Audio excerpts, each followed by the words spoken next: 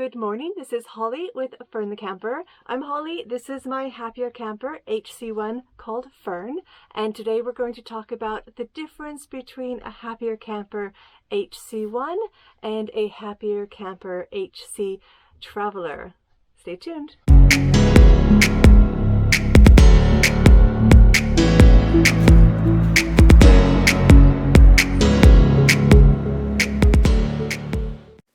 Okay, so let's talk about the difference between the HC1 and the Traveler, which Happier Camper is listing as the 2020 Traveler on their website. Now do go have a look at their website, happiercamper.com, and they have some really beautiful videos and up-close details that you can see there. So I'm just going to very basically compare the two. The HC1 does weigh 1,100 pounds. The Traveler weighs 1,800. The tongue weight of the Traveler adds another 220, and the shell length is 14, and the overall length is 18, exterior height being 8 foot.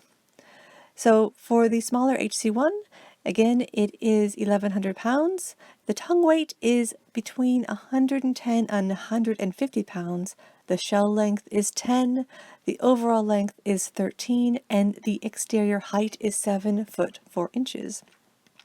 Now, there is obviously a huge difference between these sizes, so make sure you know exactly what you want before you order. The HC1 currently at the time of this production is starting price $24,950, whereas the Traveler is starting from $39,950. So again, price point is going to be a huge consideration for some people. The number one thing that the Traveler has, which is the benefit, is having that inside shower and larger kitchenette area to work with. But also, if you want some separation from your family that you are traveling with, the Traveler is going to assist you with that too. I had mentioned that there's a queen adaptive area at the back and a queen at the front. That was incorrect. It's only a full-sized bed at the front and the queen at the back. So pop the kids in the front, have the adults in the back, and you will have a little bit more privacy than you would in your HC1. So those are the basics between the two. Do have a look at their website and enjoy yourself. Have fun. Which should you get if you are considering a happier camper? Do you want to get the 13-foot HC1 like Fern, or do you want to get something a little larger like the Traveler? So let's look at the differences between the two and which would probably work the best for you. So HC1, like Fern, she's only 13 foot long. In the back here where I'm sitting, which is currently my office, it turns into a queen-size bed like this.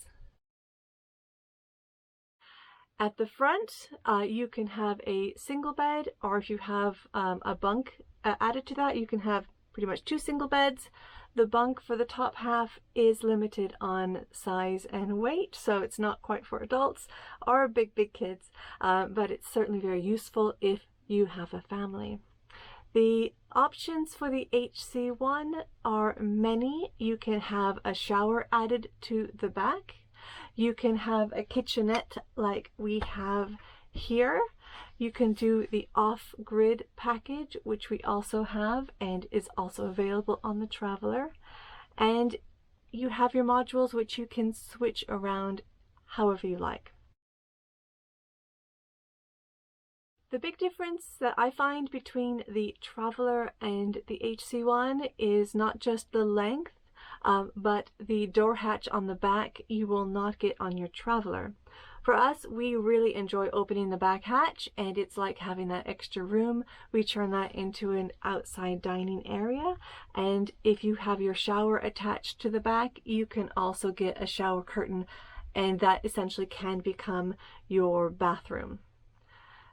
However, if you want more privacy, if you want to be able to shower indoors without a nice cold breeze, our neighbors, you know, peeping in, which they can't really see through that HC1 curtain. But nevertheless, you are pretty much outside when you are doing that. If you want something more contained and, I don't want to use the word safe, but certainly protected from the elements, the Traveler has a bathroom smack dab in the center of it. Not exactly in the center of it, but you know, ish. So the Traveler is fabulous if you like more at-home style conveniences. You don't get the back hatch. It's very enclosed in a sense, but you do have a lot of windows so you can see out and enjoy your surroundings. You have your side hatch door and you've got your windows, and that's pretty much it for access. Now, your shower and bathroom are fabulous, and the toilet that you have in there, you can see the specs, which I will add here. Something else to consider is, will you be using your HC1 just for camping? How many people do you have in your family? And will you be using the HC1 as a hauler, for instance? If you have a Traveler, do you really want to carry with you the toilet and the kitchen every single time you go out, if you're just carrying your dirt bikes to your next destination? And the shower, you'll find it's much more like a traditional RV. And just opposite your toilet shower cubicle, you have your set kitchenette. There is a lot more storage in the Traveler, and yeah, a lot more storage. So the back end of the Traveler does transfer into a queen size bed, and you have the other side, I believe, that also transfers into ultimately a queen bed if you want it to do so. And the configuration ability within the Traveler is still very good, but you were never going to be able to remove the shower cubicle area that is fixed. And I believe it's the same thing for the kitchenette. I'm pretty sure it's the same thing for the kitchenette. So which one should you get for you? That really depends on your needs, your wants, and your preferences. So how big is your family? I would say make a list of everything you absolutely need, and separately a list of everything that you think that you want in your RV, and that will definitely help you make a decision between the two. Personally, I don't think you can go wrong. I think they're both wonderful. But it's a very personal choice. We love our shorter camper.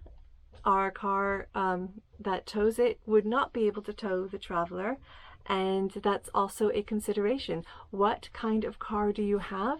Can it tow the HC1? Can it tow the HC Traveler? If you are going to purchase a new car, which would you want to go for? And make sure it can tow what you need it to tow, and take a look at all the specs before you make your decision. Because if you want or if you can't decide between a Traveler and an HC1, and the car that you can afford can pull the HC1 but not the Traveler, that should definitely help you decide on which one you should get.